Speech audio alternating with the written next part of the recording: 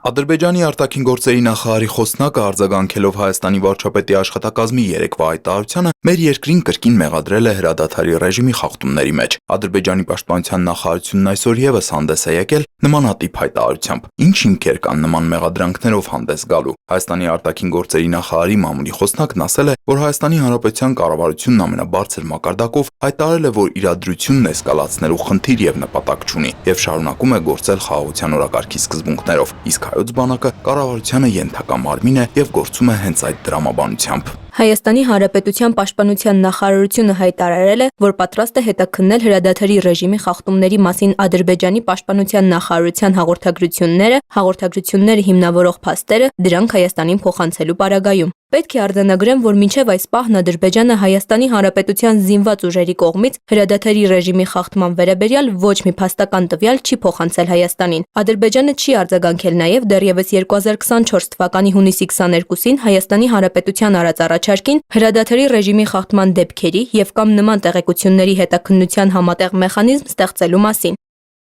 Ադրբեջանի արտաքին գործերի նախարարի խոսնակը Հայաստանին մեղադրել է բարդ եւ գործնականում անիրագործելի նախաձեռնություններ առաջ քաշելու մեջ։ Այնինչ Բադալյանի խոսքով Հայաստանն ու Ադրբեջանը պաշտոնապես հայտարարել են խաղաղության եւ միջպետական հարաբերությունների հաստատման մասին համաձայնագրի նախագծի համաձայնեցման եւ նախագծի համաձայնեցման շուրջ բանակցությունների ավարտի մասին։ Տրամաբանորեն համաձայնեցված փաստաթուղթը պետք է ստորագրվի եւ Հայաստանի Հանրապետությունն առաջարկում է սկսել խորհրդակցությունները դրա ստորագրման տեղի եւ ժամկետների մասին։ Ակնհայտ է, որ առաջարկվող գործընթացը ոչ բարդ է, ոչ էլ անիրագործելի։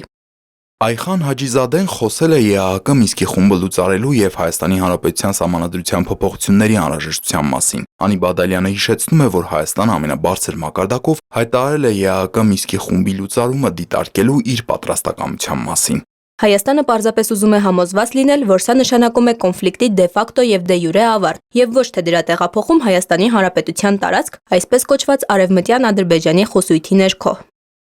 Իսկ ինչ վերաբերվում է Հայաստանի Հանրապետության սահմանադրությանը, Բադալյանի խոսքով սահմանադրական դատանի 2024-ի սեպտեմբերի 26-ի որոշումն ակնհայտ դարձրեց, որ Հայաստանի սահմանադրությունը չի պարունակում որևէ տարածքային պահանջ որևէ երկրի նկատմամբ։ Ընդհակառակը Հայաստանի Հանրապետությունը կարծում է, որ Ադրբեջանի սահմանադրությունն է տարածքային պահանջներ պարունակում Հայաստանի նկատմամբ։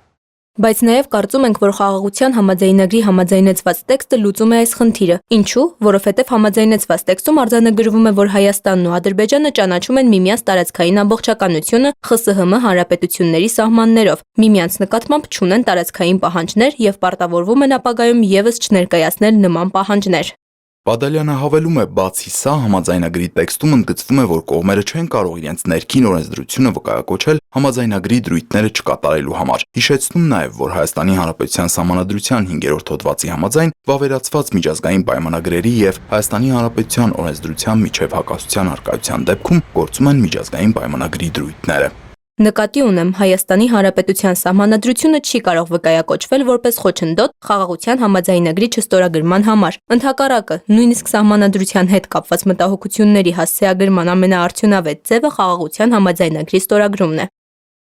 Ադրբեջանը Հայաստանին մեղադրում է նաև տարածաշրջանային կոմունիկացիաների վերաբացման իր պարտավորությունները չկատարելու եւ Ադրբեջանի արևմտյան շրջանների եւ Նախիջևանի միջև տրանսպորտային կապի բարդ եւ երկար երթուղիներ առաջարկելու մեջ։ Տարածաշրջանային տնտեսական եւ տրանսպորտային կոմունիկացիաների բացման հարցում Անի Բադալյանի խոսքով Հայաստանը միակողմանի պարտավորություններ չունի։ Ադրբեջանի արևմտյան շրջանների եւ Նախիջևանի միջև տրանսպորտային կապի առանձին օրակարգը մի մասն է տարածաշրջանային տրանսպորտային եւ տնտեսական կապերի ապաշրջափակման մեծ օրակարգի, որի մեջ մտնում է նաև Հայաստանի Հանրապետության ապաշրջափակումը։ Երկրորդը Հայաստանն առաջարկել է առաջին փուլով գործարկել Զանգելան, Մեղրի, Օրթուբատ, Երասխ երկաթուղային բեռնափոխադրումները։ Սա Զանգելանի եւ Օրթուբատի միջև հնարավոր ամենակարճ երթուղին է։ Ինչ մնում է ավտոճանապարհներին, մենք ունենք այն ճանապարհները, որոնք ունենք, եւ այն ռելիեֆը, որն ունենք, եւ մեզ մեղադրել լեռնային երկիր լինելու մեջ առնվազն լուրջ չէ։ Ադրբեջանը շարունակում է Հայաստանին մեղադրել միլիտարիզացիայի սահմանամերձ հատվածներում հարվածային սպառազինություն տեղակայելու մեջ, դա համարելով հիմնավորում, որ Հայաստանը պատրաստվում է ուժային սցենարի, որ հարցի լուծման, զարմանում է Բադալյանն ու հավելում, Հայաստանի Հանրապետության օրակարգում գտնվող որ հարցի լուծումն է, որ կարող է ենթադրել ուժային սցենար։ Հայաստանի արտաքին գործերի նախարարի մամուլի խոսնակի խոսքով նման մեկնաբանության տեղ կարող էր տալ միայն Հայաստանի Հանրապետության ավելի քան 200 քառակուսի կիլոմետր օկուպացված տարածքների հարցը, որի մասին Հայաստանի Հանրապետությունը հստակ արտահայտվել է, որ այդ հարցը ուժային ճանապարհով լուծելու խնդիր չի դնում, որովհետև սահմանազատման գործընթացը եւ հիմա արդեն խաղաղության համաձայնագրի համաձայնեցված տեքստը այդ խնդիրը խաղաղ ճանապարհով լուծելու բոլոր հնարավորությունները ստեղծել են։ Հայաստանը ուժային մի սցենարի կարող է պատրաստվել, դիմակայելու հնարավոր ագրեսիային, իսկ սա ցանկացած երկրի լեգիտիմ իրավունքն է, եւ սահմանամերձ հատվածներում Հայաստանի բոլոր քայլերը տեղավորվում են բացառապես պաշտպանական տրամաբանության մեջ։ Այնինչ դեռևս 2021-ին Հայաստանը հանդես է եկել սահմանային հատվածներից զորքերի հայելային հետքաշման մասին առաջարկով, ինչին Ադրբեջանը չի համաձայնվել։ Այս համատեքստում Անի Բադալյանի խոսքով մտահոգիչ կարող է լինել տարածաշրջանի միլիտարիզացիան եւ այդ խնդիրը լուծելու համար է, որ Հայաստանը սպառազինությունների փոխադարձ վերահսկման երկկողմ մեխանիզմի ստեղծման մասին առաջարկ է արել Ադրբեջանին, ինչին սակայն Ադրբեջանը մինչև օրս դրական պատասխան չի տվել։ Հայաստանի Հանրապետությունը չի միլիտարիզացվում, այլ իրականացնում է բանակի կերպափոխման ռազմավարությունը, որը հրապարակային փաստաթուղթ է։